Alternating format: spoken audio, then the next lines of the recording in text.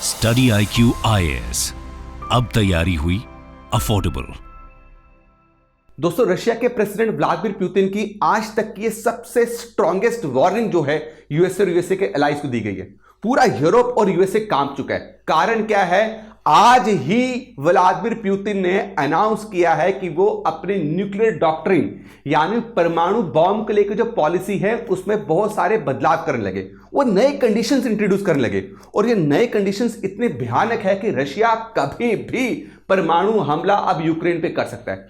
अब आप सब सोच रहे होंगे कि रशिया क्यों इस वॉर को, इस जंग को और आगे तक ले जा रहा है। दोस्तों, गलती रशिया की नहीं है, यहां पे पूरी तरीके से गलती है जो बाइडेन की। आप याद कीजिए, मैंने आपको लास्ट वीडियो में भी बोला था कि जिस तरीके से ट्रंप ने इलेक्शन कैंपेनिंग में बोला है कि मैं इस वॉर को ट्रूस में लेके आ जाऊंगा, सीज फायर हो जाएगा, जो बाइडेन ये नहीं चाहता है। जो बाइडेन को पता है कि जो बाइडेन की एडमिनिस्ट्रेशन जो है पूरी तरीके से वो नेकेड हो जाएगी, पूरी तरीके से उसका पर्दाफाश हो जाएगा अगर यूक्रेन और रशिया का, मेरे दोस्तों, पीस टॉक हो गया और यूक्रेन कॉम्प्रोमाइज करने वाला है। और जो बाइडेन चाहता ही नहीं है कि किसी भी तरीके से यूक्रेन अपनी टेरिटरीज जो हैं आज रशिया को हैंडओवर करे।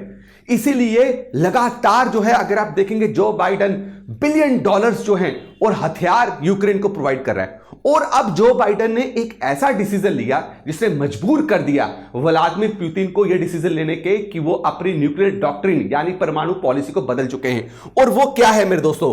वो है आपका जो यूएसए ने अलाउ किया है यूक्रेन को कि तू अब रशिया पर लॉन्ग रेंज मिसाइल से अटैक कर सकता है। और उस मिसाइल सिस्टम का नाम क्या है मेरे दोस्तों? That is army tactical missile system, जो 300 किलोमीटर की रेंज तक कोई भी चीज को निश्तो नाबूद कर सकती है। अब जो बाइडेन ने यह क्यों किया? एक्सपर्ट्स का कहना, मैंने आपको पहले भी बोला है दोस्तों, हमारी जो टीम है, जो ये वीडियो हम बनाते हैं, इसके पीछे सारी टीम की बहुत मेहनत होती है, इसमें बहुत रिसर्च होता है। ये हवा में आपको आके चीजें नहीं बताई जाती। अलग अलग आर्टिकल्स, अलग अलग एक्सपर्ट्स की राय लेके, उनकी बातें पढ़ के, आर्टिकल्स पढ़ के फिर आपके सामने ये वीडियो लाई जाती है। दोस्तों, एक्सपर्ट्स का कहना है कि जो बाइडेन ये जस्टिफाई कर रहा है कि भाई हम इसलिए यूक्रेन को अलाउ कर रहे हैं इस मिसाइल सिस्टम से रशिया पे अटैक करने के लिए क्योंकि 11,000 नॉर्थ कोरियन ट्रुप्स जो हैं वो यूक्रेन रशिया बॉर्डर के बीच में खड़े हैं और कभी भी वो यूक्रेन की सिटीज पे धावा बोल सकते हैं। लेकिन इसके पीछे कारण है डोनाल्ड ट्रंप, क्योंकि जो बाइडेन नहीं चाहता, 2 महीने के बाद डोनाल्ड ट्रंप आने वाले हैं। तो डोनाल्ड ट्रंप आने से पहले ही मैं सिचुएशन ऐसे बना दूं कि यहां पे सीज फायर जो है और पीस टॉक हो ही ना पाए। और अब खुली छूट देती है। और आपको पता है, ये जो आपका डिफेंस सिस्टम है, ये मिसाइल सिस्टम अभी नहीं, ये 1.5-2 साल से यूक्रेन के पास पड़ा हुआ है। लेकिन अभी ही क्यों अलाउ किया? इसके पीछे सिंपल इंटेंशन ये है कि डोनाल्ड ट्रंप को जीतने नहीं देना, डोनाल्ड ट्रंप की जो पॉलिसीज हैं उनको कामयाब नहीं होने देना।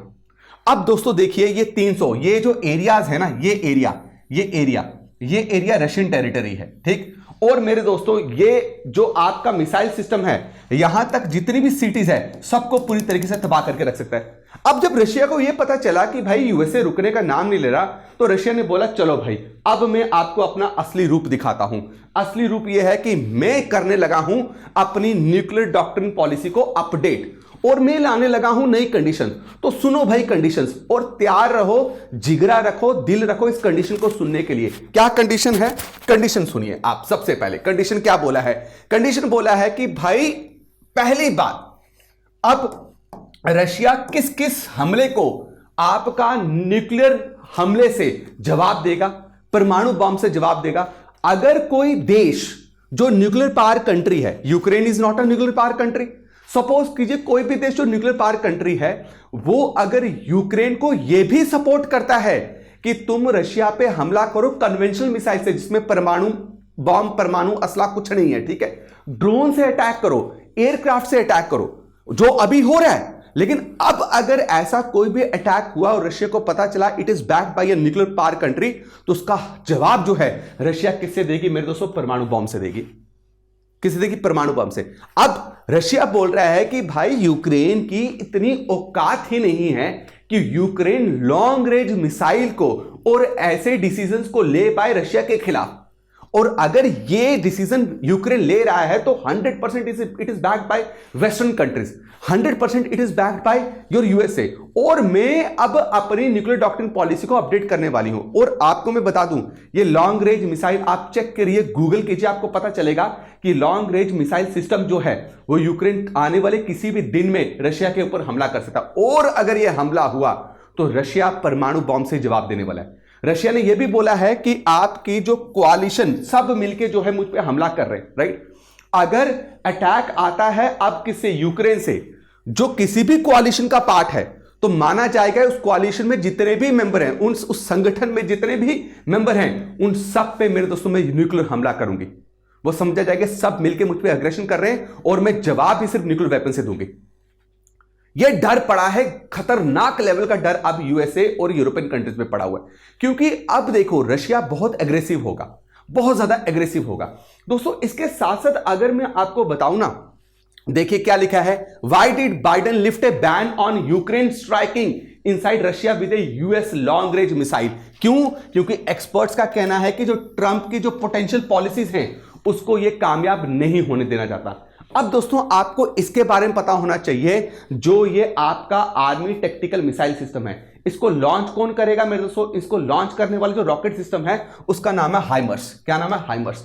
300 किलोमीटर तक मेरे दोस्तों ये कोई भी जगह को पूरी तरीके से तबाह करके रख सकता है, 300 किलोमीटर तक, राइट। इसका टोटल वेट कितना है अगर आप देखेंगे, वेट है 1321 केजी से 1673 केजी, 1673 केजी। और ये अपने साथ कितने एक्सप्लोसिव को कैरी कर सकता है? 160 केजी से 560 केजी का एक्सप्लोसिव ये जो कैरी कर सकता है। हालांकि इसमें न्यूक्लियर वॉरहेड नहीं है, बट जो असला है, जो एक्सप्लोसिव है, वो बहुत बड़ा नुकसान पहुंचा सकती है। किसको? मेरे दोस्तों रशिया को। और यूएसए बोल रहा है भाई दाग, अब मैं तुझे परमिशन दे चुकी हूं कि तू रशिया पे अब इन मिसाइल के साथ हमला कर। दोस्तों देखिए अब ये बहुत कंसर्निंग बात है, क्योंकि अगर ये न्यूक्लियर वॉर हुई तो हर कोई कंट्री पे इसके कॉन्सिक्वेंसेस आपको देखने को मिलेंगे। ऐसा नहीं है, आप देखिए सेकेंड वर्ल्ड वॉर के टाइम पे भी बहुत ज्यादा नुकसान हुआ था।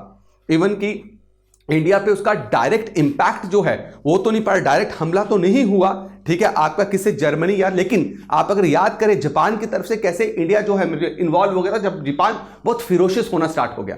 ये थर्ड वर्ल्ड वॉर जो है मजबूरन से इंडिया को भी मजबूर कर देगी कि इंडिया एंटर करे इस पे। अब अगर मैं आपको बताऊं कि जंग जो है, वॉर जो है, किसी भी चीज का सोल्यूशन नहीं है, तो मैं कुछ आपको फैक्ट्स एंड फिगर्स दिखाऊंगा जिससे आपको पता चलेगा कि जब भी दो देश जो है जंग लड़ते हैं तो उसमें कितना नुकसान होता है, और यूक्रेन और रशिया को कितना बड़ा नुकसान हुआ है। और यही कारण है कि भारत जो है हमेशा जंग को टालती है, क्योंकि भारत को पता है कि जंग लड़ने से सिर्फ हम पीछे ही जाएंगे और कुछ नहीं होने वाला। चाहे मैं दुश्मन देश को हरा भी दूं, है ना, पूरी तरीके से निश्तो नाबूद कर दूं, तब भी जो है मैं पीछे जाने वाली हूं। तो इसलिए मेरे दोस्तों हम जंग जो है, भारत जंग जो हमेशा अवॉइड करता है। तभी भारत बोलता है कि भाई कभी भी आपको बैटल ग्राउंड पे डिसाइड नहीं करना है कि दोनों देशों को क्या चाहिए। अगर डिसाइड करना तो वो टेबल टॉक पे होगा।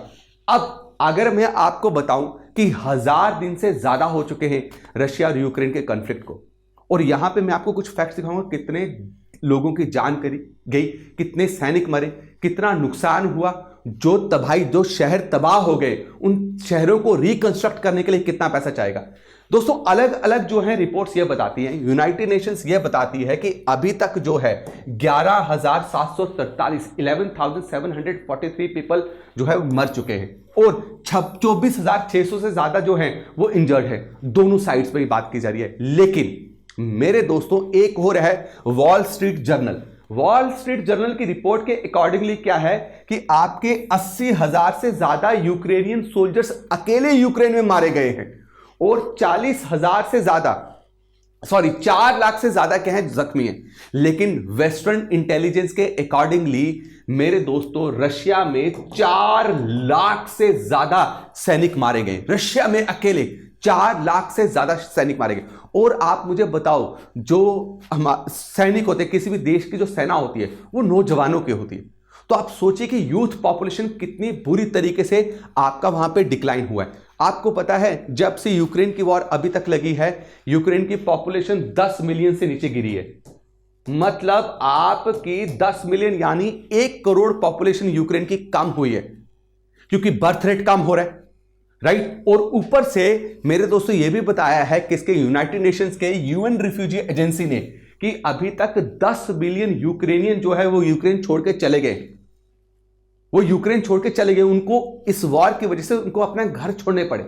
और लगभग आपके 6.7 मिलियन जो हैं वो दूसरे यूरोपियन देशों में जाके क्या हैं, ठहरे हुए।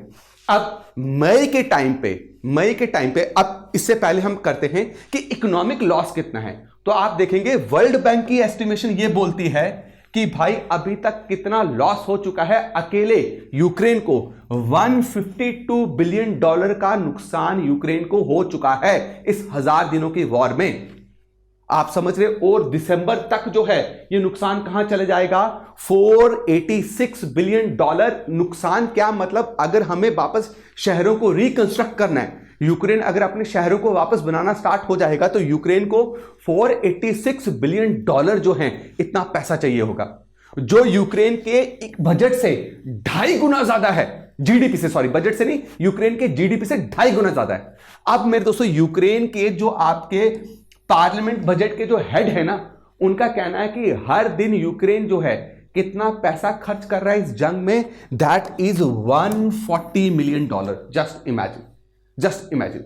अब बात अगर करें रशिया की, तो मेरे दोस्तों मई के महीने में, मई 2024 में आपकी यूरोपियन काउंसिल ने एक रिपोर्ट निकाली और उसमें बोला कि जब से रशिया यूक्रेन वॉर चल रही है तो बहुत सारी वेस्टर्न कंट्रीज, यूएसए ने मिलकर जो रशिया का जो बाहर देशों में पैसा था, बाहर मार्केट में पैसा था, उसको फ्रीज कर दिया, उसके एसेट्स जो है फ्रीज कर दिए, जिसके टोटल कॉस्ट कितनी है अगर आप देखेंगे, दैट इज 20 बिलियन यूरो। मतलब आपका 21.6 बिलियन यूएस डॉलर जो है रशिया का पैसा बाहर फ्रीज्ड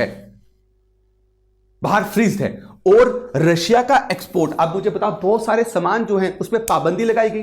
रशिया का जो एक्सपोर्ट है वो 28.3% से डिक्लाइन हुआ है, यानी कि रशिया का एक्सपोर्ट पहले कितनी वैल्यू रखता था, 588.3 बिलियन डॉलर, जो गिर के अब रशिया को कितना मिल रहा है, 425.1 बिलियन डॉलर।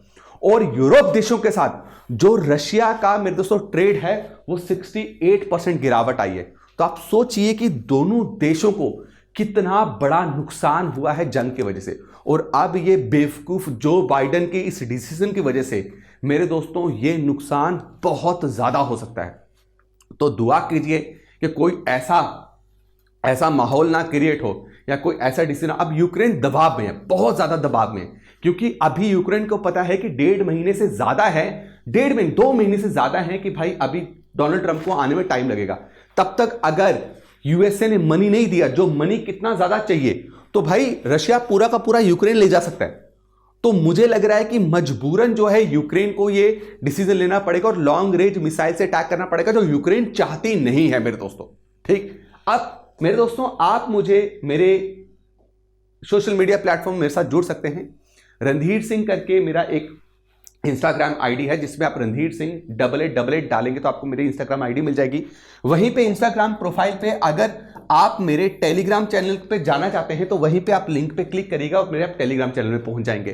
दोस्तों इसके साथ आपके लिए एक बहुत बेहतरीन क्वेश्चन जो आपको जरूर जवाब देना है कि NATO, NATO, it stands for Northern Arctic Treaty Organisation, North Atlantic Treaty Organisation, North Antarctic Treaty Organisation या नॉर्थ अमेरिका ट्रीटी ऑर्गेनाइजेशन?